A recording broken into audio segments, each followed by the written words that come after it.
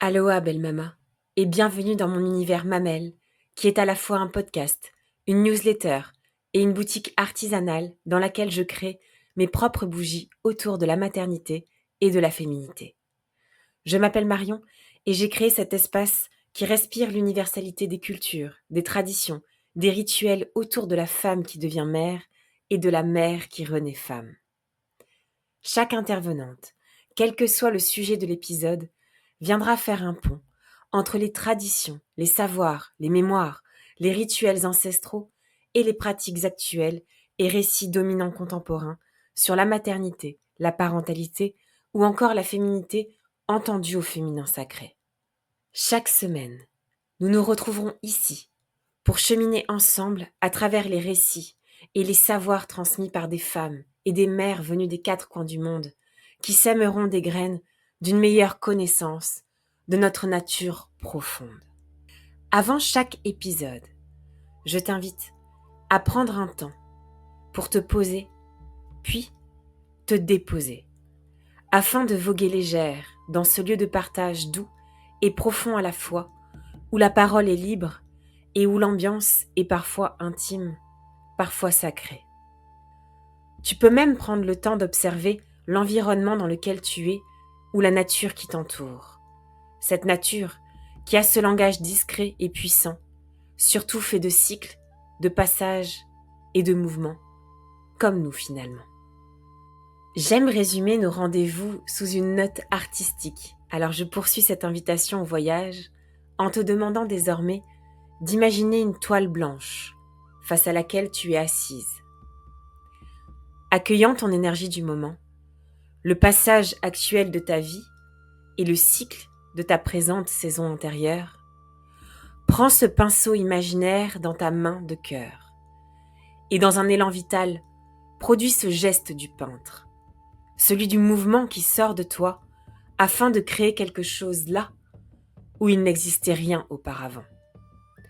Ce geste incarne l'essence de Mamelle, un geste qui donne du sens à la vie, qui apporte de la beauté et favorise le partage. Cette expression, qui s'apparente à une pratique spirituelle de connexion avec soi-même et de connexion aux autres, est une source infinie d'étonnement et d'émerveillement. C'est cette source que nous allons côtoyer ensemble ici au fil des épisodes.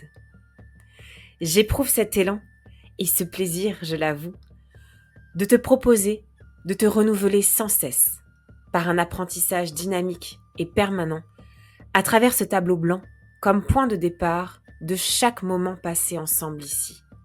Ce, afin de vivre une aventure différente à chaque fois avec un voyage dont la destination ne t'est pas connue. Ainsi, une trace est laissée sur cette toile, telle une empreinte, tout en laissant le loisir à cette œuvre de bouger avec la lumière du temps et de changer de ton à chaque regard porté dessus. Voilà, belle mama, l'essence de Mamelle. J'arrête là ma petite allégorie de Mamelle et je te laisse découvrir la nouvelle invitée du jour en te souhaitant un beau voyage au cœur de ta matrice.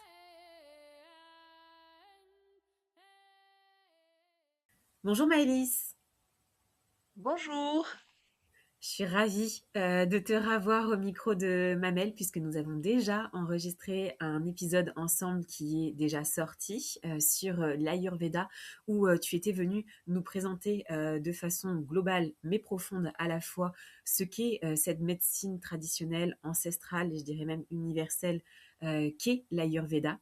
Et aujourd'hui, en tout cas, on avait envie et on a pensé un deuxième épisode où tu vas venir à nouveau nous parler de l'Ayurveda sous le prisme de la maternité et du féminin en général. Comment, en tout cas, cette médecine traditionnelle et ancestrale peut nous permettre de traverser à la fois la maternité en se mettant au service d'eux, en se mettant également au service du féminin en général. Je te Mm. remercie encore une fois, Maëlys, d'avoir accepté cette deuxième invitation. Et je te laisse peut-être dans un premier temps te représenter à nouveau pour celles qui n'ont pas écouté le premier épisode, nous dire un petit peu qui tu es avant de rentrer dans le cœur du sujet. Ouais. Bonjour Marion, merci beaucoup pour cette seconde opportunité d'échanger et je suis hyper heureuse en fait ouais, bon, on en parlait tout à l'heure en préparation, mais c'est vrai Mm. que c'est la joie totale. C'est un bonheur à chaque fois. Mais oui. Ouais. Et donc je m'appelle Maïlis, je suis native des Pyrénées, j'y vis actuellement. Que dire? Je suis, je pense, très en lien avec l'expression artistique, silencieuse, corporelle, verbale. Et je pense que je suis ici en expérimentation et en compréhension de l'expression de la vie, en fait. Mm. Euh, je suis un être en transformation d'une vie, Mm. énormément, avec une aspiration qui a toujours existé, à trouver la lumière, sous forme de sourire, de transformation justement, la lumière sous forme de don, d'écoute, de partage, Mm. d'amour aussi. La lumière, quoi. Mm. Et je suis maman d'une fille et d'une petite fille et cette maternité m'accompagne tellement profondément vers l'essence de mon cœur aussi. Mm. C'est assez puissant. Et puis, que dire, je suis extrêmement reliée à la nature, assez claire, dans une forme de relation et de communication silencieuse avec elle.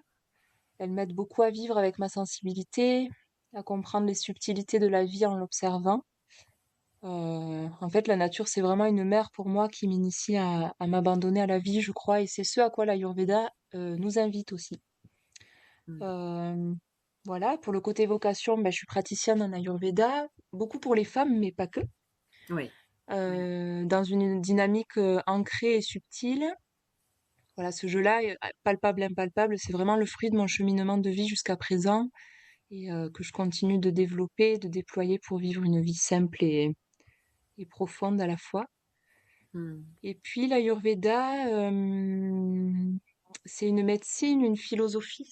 En fait, c'est un art de vivre, mais c'est plutôt simple. En fait, il s'agit d'apprendre, de réapprendre à écouter et observer nos besoins fondamentaux et de mettre en place des actions qui permettent d'aller en ce sens pour se respecter soi et puis apprendre à respecter autrui et notre environnement. Et du coup, ça peut nous permettre de devenir responsable de notre santé et épanoui Mm. face au mouvement constant de la vie. Voilà, Mm. donc le but sous-jacent, en quelque sorte, de tout ça, c'est finalement en tout cas, je le vis comme ça, d'ouvrir le cœur, quoi, d'ouvrir la conscience pour se libérer des attachements qui mènent à la souffrance et de vivre dans une justesse de notre présence qui puisse nous permettre d'éclore, en fait, et d'être juste Mm. joyeux de vivre, ouais, Ouais. émerveillé. Voilà, ouais, je Peut-être dirais juste ça. pour poursuivre, c'est hyper important. Et de toute façon, c'est ce que j'allais te demander, justement, d'introduire ce qu'est cette philosophie, cette médecine, cet art de vivre, comme tu viens de lire, qu'est l'Ayurveda.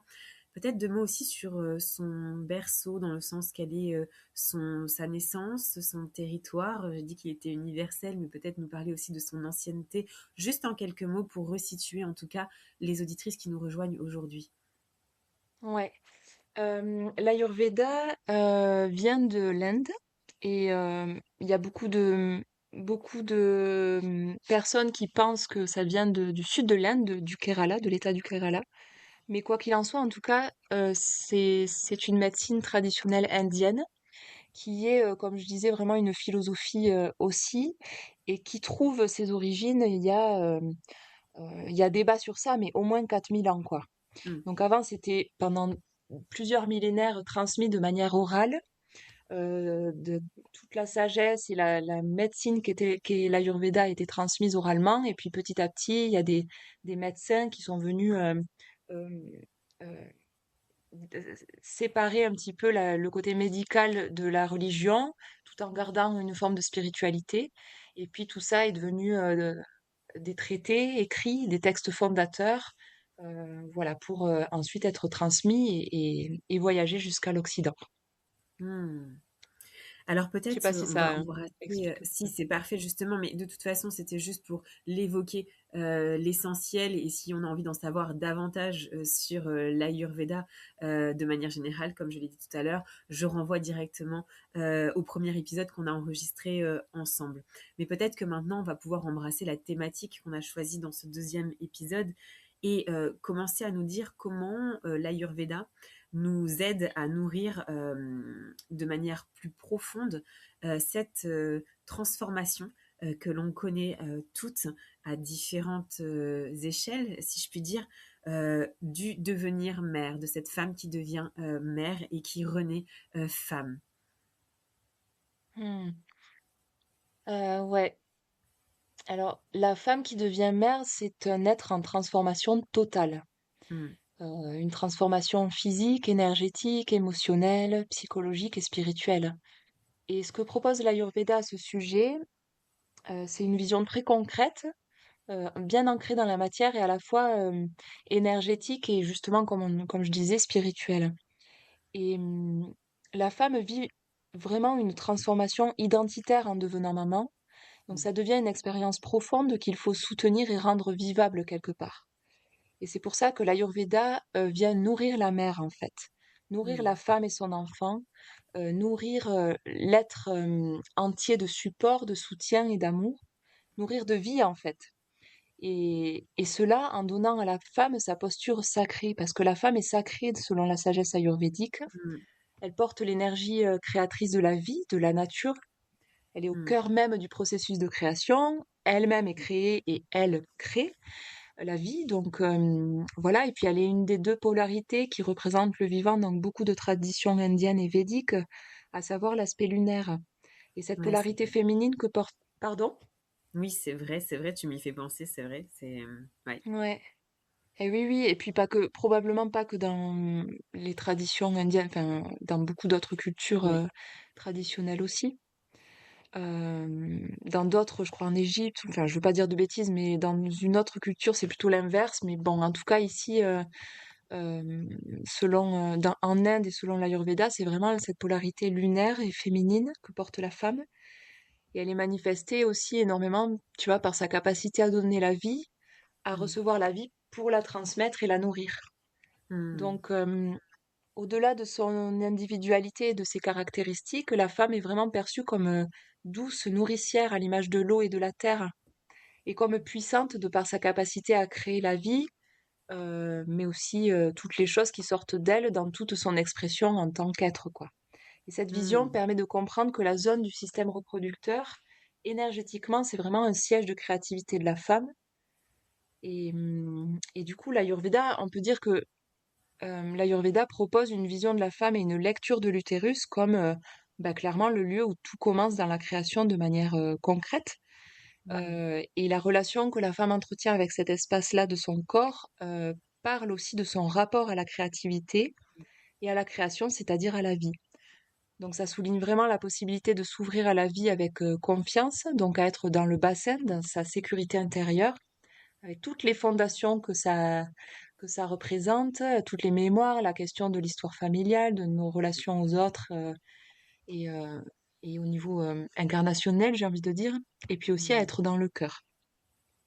À cela s'ajoute l'héritage de cette médecine qui est constituée de la lecture des constitutions de naissance de chaque individu, Ouais. mais aussi de l'énergétique des corps, des pensées. Donc il y a vraiment une possibilité de lire et de travailler au niveau physique pendant la maternité, mais aussi sur la question subtile de celle-ci, quoi. Et dans cette Mm, optique, le bassin devient le représentant de beaucoup de choses, de possibilités, de symboliques, et connaître tout ça, en fait, permet d'approfondir la compréhension de ce qui se joue sur plusieurs plans dans la vie d'une femme pendant sa maternité. Et en même temps, on apporte quelque chose de très simple, comme je le disais, c'est de nourrir. On accompagne mm, les mamans à se nourrir de vie, de soutien, à se réparer aussi parfois, à se régénérer, tant lors du postpartum qu'en situation d'infertilité, par exemple. Mmh. Et de par cette multilecture de la constitution de naissance, de l'environnement de la femme, de sa disponibilité psychique et physique, de son histoire, qui façonne beaucoup la relation qu'elle a avec son utérus aussi, ben on arrive à une Mmh. compréhension complète de la femme dans son chemin de maternité. En fait, ça positionne vraiment la femme dans sa posture sacrée, c'est-à-dire de la simplicité, la profondeur et à la fois de la subtilité, je pense. Mmh. Voilà. C'est vraiment très fort ce que tu dis. Et puis peut-être aussi pour poursuivre, l'Ayurveda fait aussi appel aux éléments. Tu parlais tout à l'heure de toi, en tout cas ton rapport très fort au vivant. L'Ayurveda aussi fait appel au vivant, notamment dans la grossesse. Au cours de la grossesse, tu décrivais dans un de tes posts de tes publications sur Instagram, le fait que la grossesse fait appel à tous les éléments.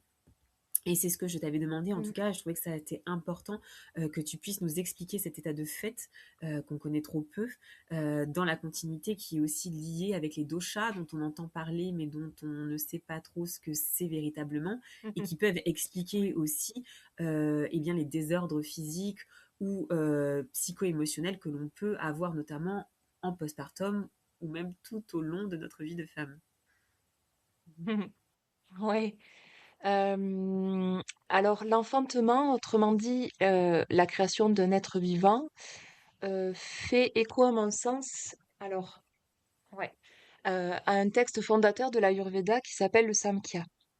Mhm. Sans entrer dans des détails hyper poussés et techniques, le Samkhya explique comment la vie se crée et évolue par des stades de vie, des stades ou des énumérations, on va dire, de la création de tout être vivant. En fait, ce texte explique que tout ce qui vit est le résultat d'une densification de l'énergie cosmique. Euh, Nos corps, c'est de l'énergie très dense, très rapprochée, comme si l'énergie était des petits points qu'on rassemble et à force de se rapprocher, ils créent une forme.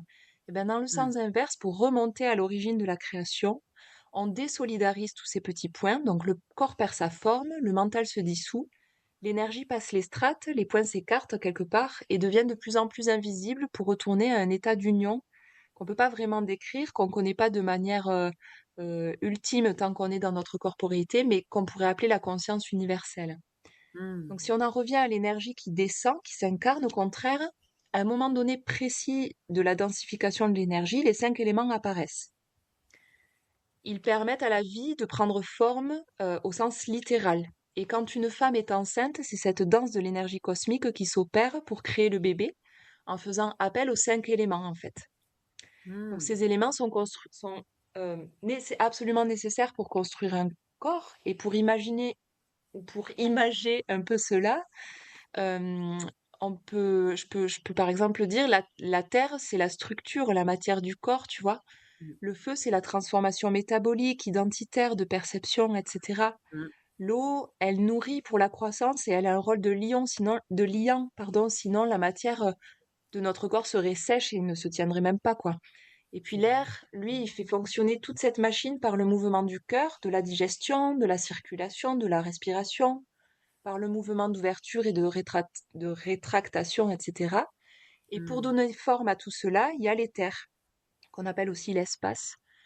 C'est le récipient qui accueille l'âme qui va prendre une forme, et puis l'éther, c'est aussi ce qui permet de définir les espaces dans le corps. Donc Mhm. quand ces 5 éléments prennent vie dans le ventre de la mère, ils s'associent par paires qu'on appelle dosha. Mhm. Ces 3 paires ou doshas organisent la matière grossière et subtile.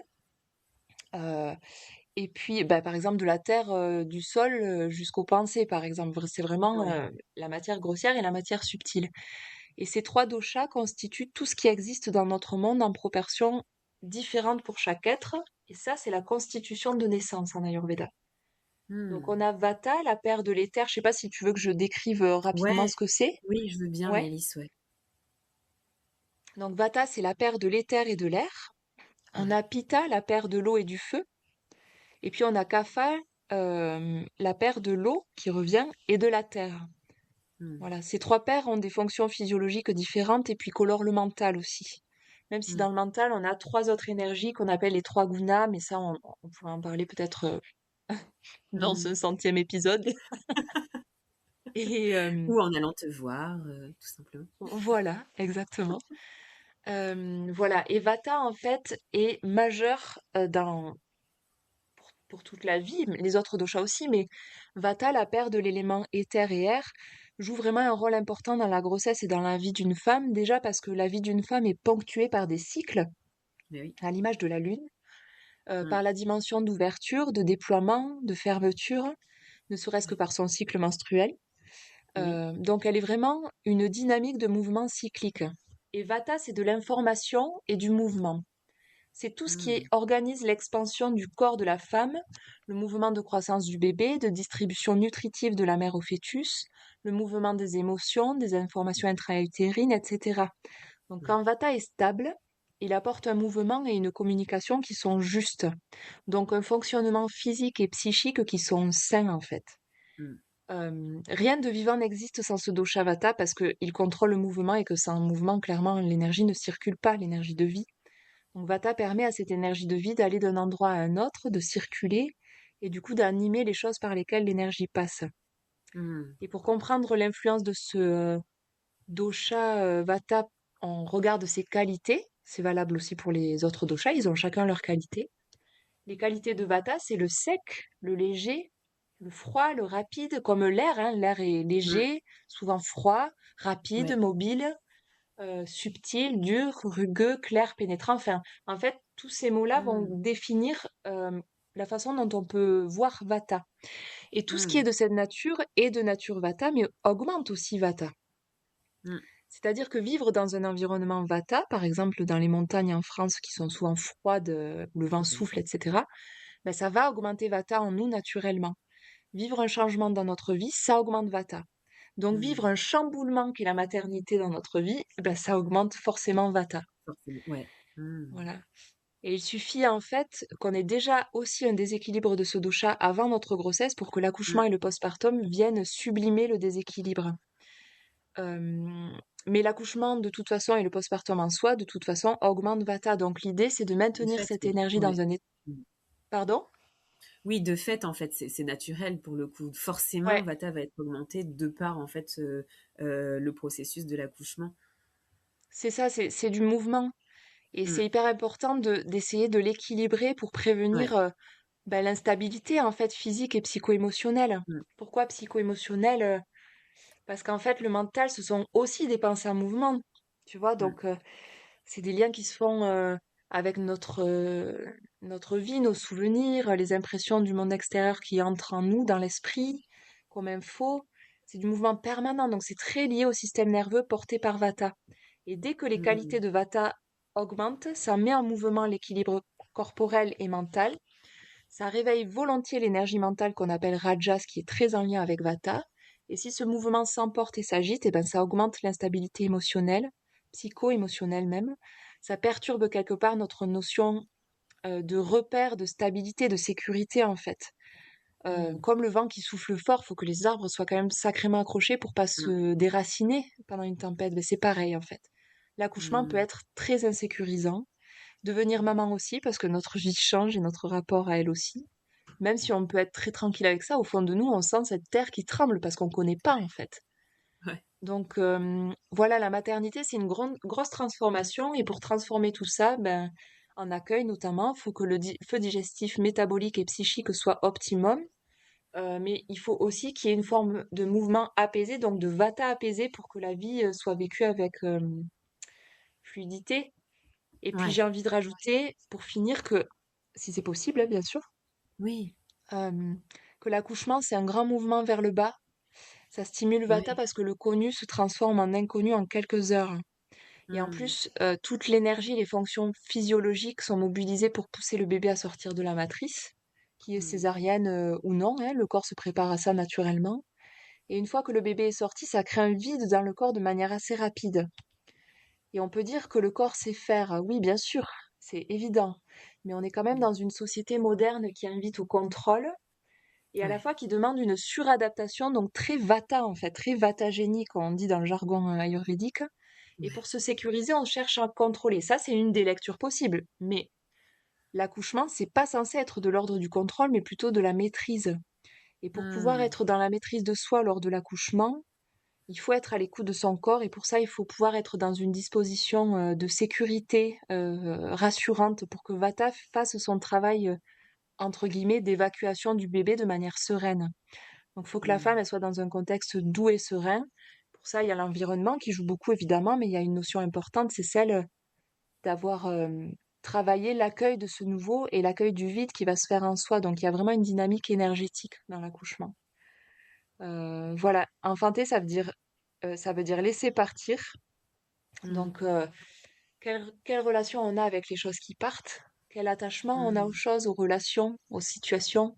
Ça renvoie vraiment beaucoup à notre histoire, à notre féminité, etc. Donc tout ça, ça peut être agité par un accouchement, consciemment ou non. Et puis voilà, laisser partir, ça parle aussi de quelque chose qui va prendre place. Donc c'est encourageant, mais ça mène aussi à se poser la question de comment on est prête à accueillir quelque chose de nouveau dans notre vie.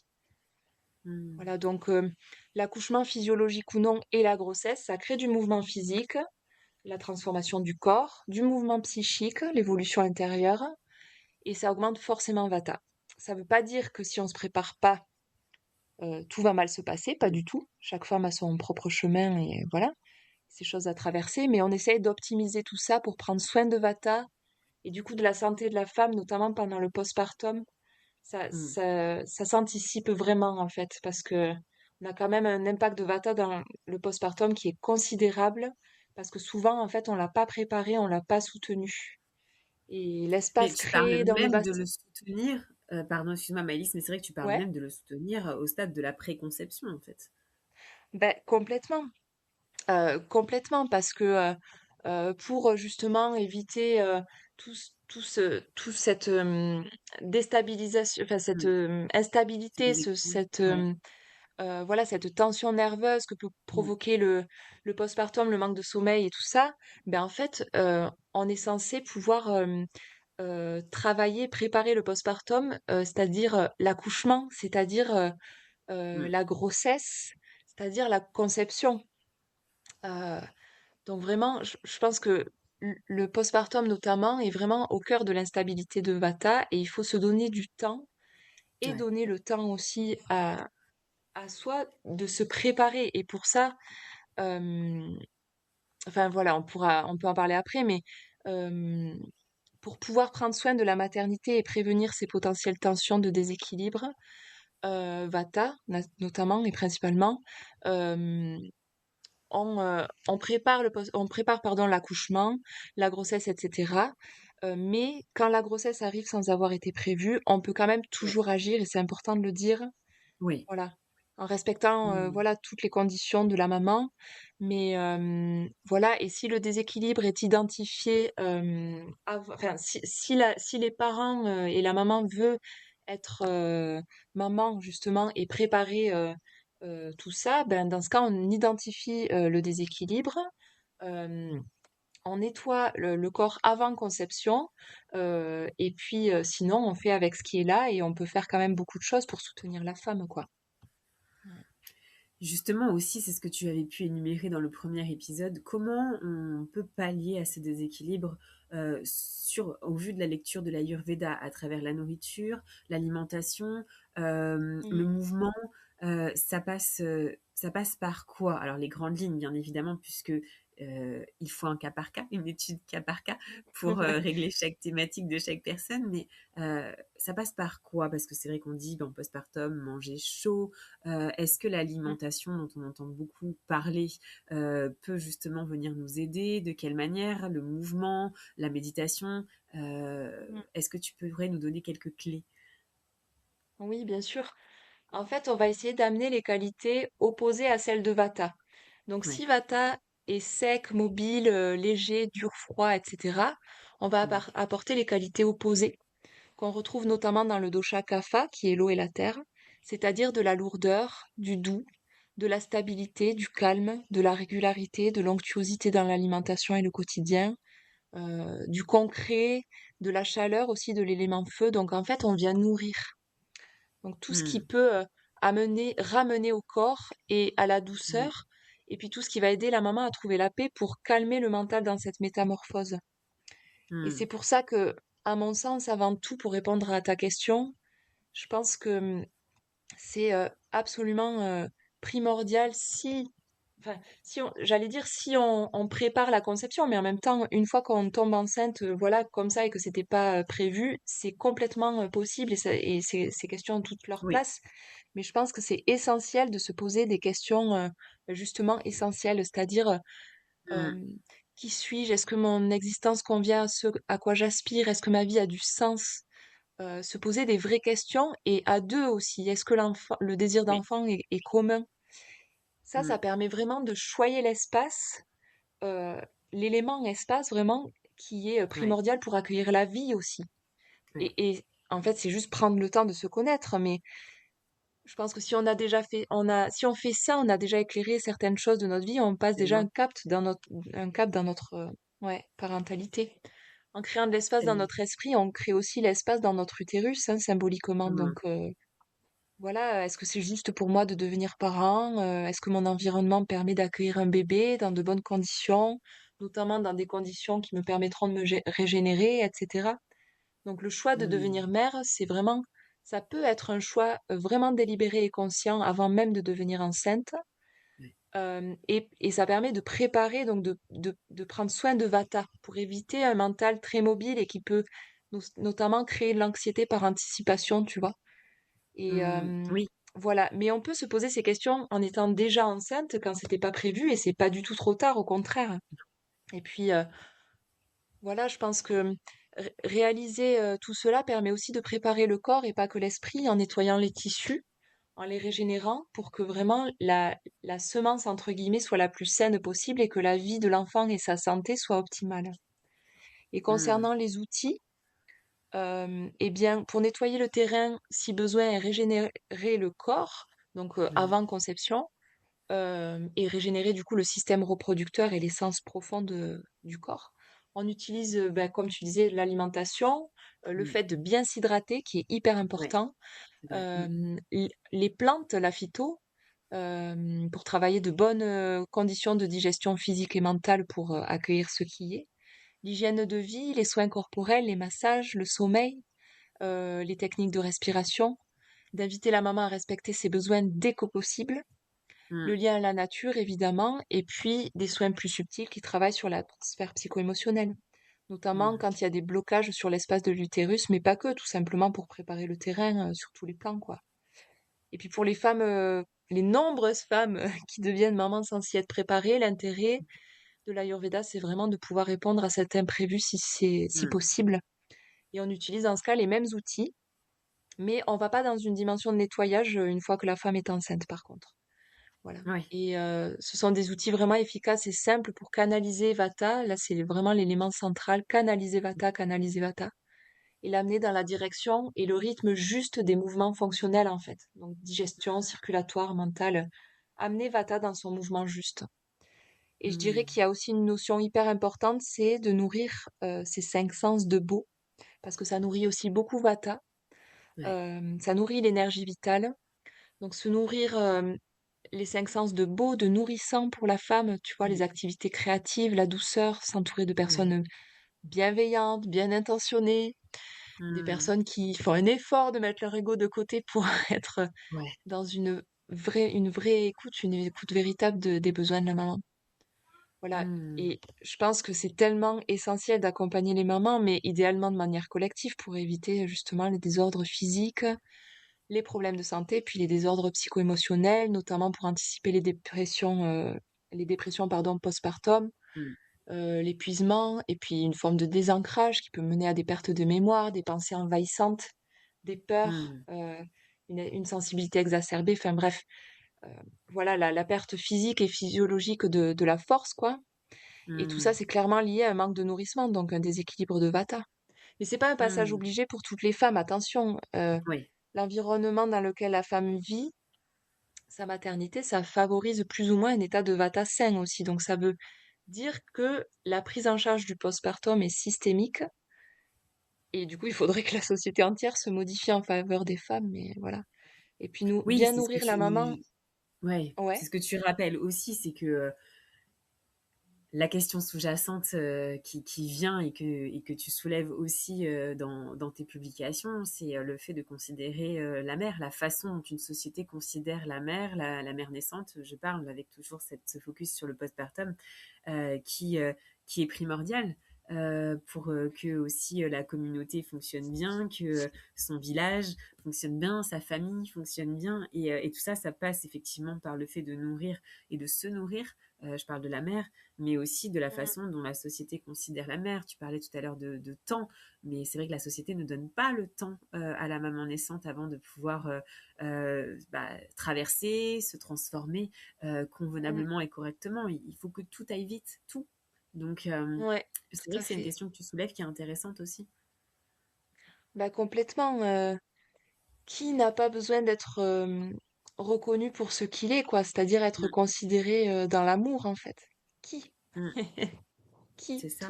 Tous les déséquilibres de la vie humaine parlent de ça, donc ouais, une femme qui devient maman, elle découvre une nouvelle identité de son être. Et le fait d'être accompagnée, je pense, par la simple considération de son entourage, Mm, ça lui offre vraiment la possibilité de s'épanouir dans son rôle de maman parce que le terrain est doux et mm, accueillant et fertile d'amour, quoi. C'est exactement comme pour un enfant qui grandit dans un environnement sain et stable et pour tout être humain, en fait. Quand on se sent en sécurité, on peut laisser tout ce qu'on est euh, s'exprimer librement, et j'entends s'exprimer pas uniquement par le verbal, mais par le fait de poser des actes, faire des choix, d'entrer en relation et de se laisser être librement, quoi. Non, mm, les femmes ont été habituées de génération en génération à faire les dures, et le mm, contexte de vie de beaucoup de femmes faisait qu'elles n'avaient probablement pas d'autre choix que d'être solides. Mais ça montre quand même la société un peu étrange dans laquelle on est, c'est-à-dire que elle manque quand même de sensibilité humaine, parce que les femmes de nos générations passées ont dû être fortes et entrer dans une forme de combat du quotidien. c'est Et ça. le simple fait de prendre soin, pour de nombreuses femmes, ça paraît inenvisageable. Parce Ouais. qu'on s'est construit dans l'idée que dans la vie, il faut pas se plaindre, être forte, etc., et pas s'écouter. Ou alors on tombe dans une forme de victimisation, mais qui parle de la même chose. Au final, on a besoin de Mm, s'écouter et d'être écouté. Mais souvent, c'est le contraire. Alors qu'en fait, ça coûte quoi de dire là, j'ai besoin d'aide, quoi. Il y a une vraie mm, négligence de l'expression de soi dans cette société et probablement une incompréhension aussi, parce qu'on n'a pas mis comme socle l'écoute de l'autre et le fait d'y remédier par l'entraide. Et le mm, problème de ça, à mon sens, c'est qu'aujourd'hui, ouais, on est nombreux à avoir été habitués à voir nos grands-mères, nos mères, nos tantes à faire mm, les solides et ben euh, le simple fait de considérer l'autre, du coup, c'est pas toujours clair mm, et on est maladroit. Des fois, on fait tout l'inverse, c'est-à-dire on veut bien faire, on apporte tout plein de choses à la maman qui a juste envie d'être tranquille, mais c'est déjà bien d'être présent, mais euh, mm, c'est déjà beaucoup de toute façon. Mais en général, on passe vraiment à côté du prendre soin de la femme qui est essentiel, que ce soit en postpartum, en accouchement ou dans sa grossesse, ne serait-ce qu'en lui posant la question comment vas-tu? Est-ce que tu as besoin de mm, quelque chose? Et s'il faut, la maman va se dire ben non, j'ai besoin de rien, mais ça fait mm. sacrément du bien qu'on me pose la question. Oui. Mais ça demande aussi, effectivement, sur ce que tu dis, Mm. sur cette vision de la femme forte, ça demande à déconstruire un certain schéma que l'on a eu. Mais, et là Ouais. aussi, j'ai pu interviewer d'autres femmes. Finalement, si on prend un peu de hauteur, c'est Mm. juste l'histoire de quelques générations, trois. Avant ça, Oui, tout à ce n'était fait. pas le cas. Et donc, en fait, c'est juste pour un message d'espoir, de beau et toujours lumineux. C'est juste l'histoire de quelques générations. On est en capacité de pouvoir déconstruire cette vision et, comme tu viens Mm. de le dire, ressemer de l'amour, du prendre soin de soi et de reconsidérer à sa juste place aussi la femme naissante. Et c'est important de le dire, on est capable de déconstruire ce schéma qu'on connaît toutes, en tout cas, puisqu'on est toutes un peu de la même génération, celle qui écoute Mm. et celle que je reçois. Donc voilà, c'était juste pour aussi remettre un peu de lumière sur ce qu'on dit, sur cette vision. C'est possible. Et Oui, je pense que c'est ce qu'on on est toutes, et ce que tu dis, hein, tu en fais partie, en train d'entreprendre. oui, complètement, mais c'est ce que je voulais dire. Mm, Parce que euh, on peut donner une chance à chacun et chacune de s'améliorer en termes de qualité humaine. Et mm, voilà, clairement, la maternité met en lumière la façon dont notre identité s'exprime Mmh. ça peut être encouragé par un soutien doux, chaleureux, bienveillant Mmh. qu'on peut apprendre à développer. Les qualités de l'amour, en fait.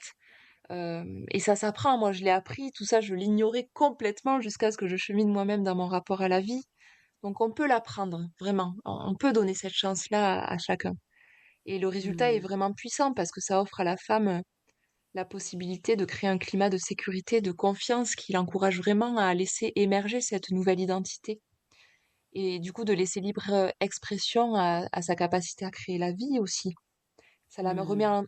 en reliance, je pense, direct avec sa puissance de création et Ouais. elle peut la vivre librement, quelles que soient les étapes de sa vie. Donc, prendre soin de la femme, ça signifie déjà avant tout qu'on l'écoute et on peut apprendre à écouter.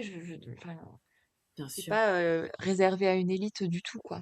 Mais Du c'est pour tout. ça que je pense que c'est important aussi de travailler notamment sur sa lignée. Alors là, il faudrait un épisode entier, je suppose, et c'est pas Ou mon. plusieurs. Ouais. Pardon? Plusieurs épisodes, je pense. Ouais, c'est ça. Une vie pour en parler. Ouais. C'est clair, c'est évident. Je pense que c'est important de s'offrir le fait de se rencontrer, en fait, de se laisser porter par bah, déjà la nature qui enseigne beaucoup sur notre nature de femme et de mère, de manière subtile et puissante à la fois, mais Mmh. aussi de s'alléger de nos bagages, de s'alléger du poids de notre histoire quand il y en a besoin, de transformer notre rapport à cette histoire en cheminant du coup dans cette lignée familiale et maternelle aussi, beaucoup. Mon Dieu, parce que c'est quand même un sacré sujet qui s'active quand on devient parent. Et puis, Oui. Mmh. voilà, éventuellement de développer le discernement en prenant le temps qu'il faut pour percevoir, comprendre si nos relations sont justes pour nous, si elles nous permettent de vivre une vie en accord avec notre être profond. Et puis sinon, bah, épurer jusqu'à ce Mmh. qu'émerge notre propre vérité, puisque en fait, c'est notre vérité qui devient le fil conducteur pendant le processus de la matrescence, quoi. C'est hyper, hyper essentiel. Et il y aura toujours des Mmh. choses à nettoyer dans notre vie et des choses à laisser telles qu'elles sont aussi. Mais je pense que c'est vraiment important d'apprendre à se connaître, en fait, et à découvrir qu'est-ce qu'est le juste pour nous. Quand c'est juste Mmh. pour nous, on apprend à respecter notre propre espace, notre propos de vie, et du coup, on devient, on apprend à être dans l'ouverture et l'amour envers soi et envers les autres. Et voilà, ça se fait pas en un jour, évidemment, mais en le faisant progressivement, ben, la paix avec notre être se transforme, presque.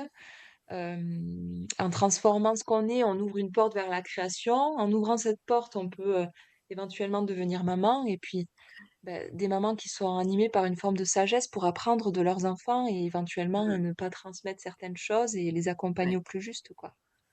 Mmh. Donc, ouais, voilà, C'est je pense fort que ce que tu viens de dire. J'aime, oui, j'aime vraiment beaucoup ces messages. Et c'est vrai que je retiendrai chaque maman à sa propre vérité de la même manière que ouais, je crois que c'était Alexandra qui disait que j'avais interviewé qui disait chaque maman a sa propre culture. Et c'est vrai que ça revient à ça et c'est tout un ouais, cheminement complètement. pour en arriver là aussi et pour se Mm, rencontrer aussi. Mais tout à ouais, fait. c'est très fort et très puissant ce que tu décris là, Maëlys. Pour ce qui est en tout cas du sujet de notre échange, est-ce que tu souhaitais ajouter quelque chose ou est-ce que tu penses qu'on a à peu près tout dit? Mais peut-être que j'aurais une question encore à te poser, Mhm. plus pratique cette fois. Est-ce que tu pourrais dire en tout cas à nos auditrices si elles sont intéressées justement pour un accompagnement avec toi, comment Ouais. elles peuvent en bénéficier? Parce que je crois que tu ne l'as pas dit en introduction, pour voilà, comment elles peuvent prendre rendez-vous, est-ce que tu fais que du présentiel, du distanciel ou pas, Ouais, pour que ça soit un petit peu plus concret pour elles. ouais. Oui, alors je fais beaucoup de présentiel. J'ai un cabinet donc à Gourdin-Polignan qui est dans les Pyrénées centrales à 1 heure de Toulouse. Mhm. Voilà. Et puis je fais du présentiel souvent parce qu'il y a des soins. Je fais des Oui. soins. J'accompagne les mamans et les femmes avec des massages et puis avec ce qu'on appelle les soins subtils en Ayurveda, les thérapies subtiles. Pour Mhm. justement travailler sur notre histoire, sur le psycho-émotionnel. beaucoup et puis sur, enfin, quelle que soit la problématique, qu'elle soit physique ou pas d'ailleurs. Mais je fais aussi des consultations et dans ce cas, je peux les faire à distance sans aucun problème. Voilà, Ton ouais, site je pense que internet aussi est extrêmement riche parce que c'est vrai que quand, en tout cas, je prépare l'épisode, certes, on a un call préparatoire, mais c'est vrai que j'ai pu me nourrir aussi sur ton site internet puisque tu reprends ah oui. un petit peu, en tout cas, les grands axes qu'on a pu prendre et développer ici. Et c'est Mmh. très nourrissant aussi pour aussi mieux Ouais, tout comprendre à les fait. accompagnements que tu proposes derrière. Donc voilà, c'est très riche. De toute façon, je le dis maintenant, c'est que ces informations-là, vous les retrouvez en description de cet épisode où je mettrai le lien du site de Maëlys. Comme ça, au moins, tout y est. Et puis, bien évidemment, aussi, pour avoir des capsules de ces extraits, suivre le compte de Maëlys que je mettrai également en description sur les réseaux sociaux. Merci. Ouais, ouais, ouais. Est-ce que tu as quelque chose à ajouter, en tout cas Maëlys, un dernier message à apporter, malgré les nombreux que tu as déjà passés, à porter à nos auditrices? Non, pas particulièrement. Prendre soin de ce vata, mais des autres doshas aussi, donc prendre soin de soi. Ouais. Ça apporter ce que je retiens et notamment ce que je retiens de ma propre expérience de maman et de femme, c'est vraiment d'oser se rencontrer, quoi, vraiment. Et, de pas hésiter dans cette société qui est très mouvementée, justement, très de Mmh, nature vata, d'apporter de la douceur et d'oser faire respecter ses besoins. Ça veut pas dire rentrer dans une agressivité du tout, pas du tout, mais juste de s'écouter, en fait, mmh, d'apprendre à développer ce juste-là. Et je pense que c'est vraiment hyper important et précieux. Et je pense que c'est un vrai cadeau qu'on peut offrir à nos enfants de faire ça. mmh. C'est Et puis fort. merci. Merci beaucoup, Maëlys, encore une fois, pour ce deuxième épisode enregistré avec toi et pour ce lien aussi que l'on tisse un peu dans l'invisible, en tout cas. Je suis vraiment ravie d'avoir pu ouvrir cet espace et porter, en tout cas, ta voix parce elle est vraiment précieuse et tu es une femme extraordinaire. Et je suis en tout cas ravie de t'avoir reçue au cours de ces deux épisodes. N'hésitez pas si vous avez des questions à poser, soit en commentaire de l'épisode, soit directement sur les publications des réseaux sociaux. Je pense que Maëlys se fera aussi un plaisir de pouvoir vous y répondre. Oui, Merci encore une fois, Maëlys, et une très très belle continuation à toi. merci. Merci à toi, Marion, pour tout ce beau travail. À bientôt. À bientôt. Merci, belle maman, pour ton écoute si précieuse et pour ta présence dans cet espace où on ne cesse de s'émerveiller et de se questionner face à ce livre ouvert qu'est le monde, à la fois dans son extériorité et dans son intériorité. Si tu as aimé ce moment de partage et que tu souhaites ancrer cet épisode qui t'a apporté, porté ou nourri, je te laisse déposer avec le cœur une note sur ta plateforme d'écoute. Souvent, ce sont des étoiles ou encore commenter l'épisode écouté en description de ce dernier, sur Spotify ou sur YouTube par exemple, ou encore me laisser un avis Google pour que ma mail et les récits et savoirs transmis par les femmes qui passent derrière mon micro rayonnent encore et encore. Enfin, si ton esprit de curiosité est toujours en éveil après cet épisode, tu peux aller découvrir ma boutique artisanale en ligne sur mamel.fr, où tu pourras voyager à travers les femmes et mères du monde que je crée et représente en bougies de cire végétale. Tu pourras également t'inscrire à ma newsletter pour ne rien manquer des rituels, des mots pensés et des différentes découvertes venues d'ici et d'ailleurs qui résonnent dans nos cœurs de Mama du Monde et que j'ai bien évidemment à cœur de vous partager chaque mois. Voilà, belle Mama. Cet épisode est terminé. Je te laisse doucement revenir à ta réalité, à ton quotidien et surtout, Mama, n'oublie pas, ta maternité comme ta féminité est un univers aussi merveilleux que le monde à explorer.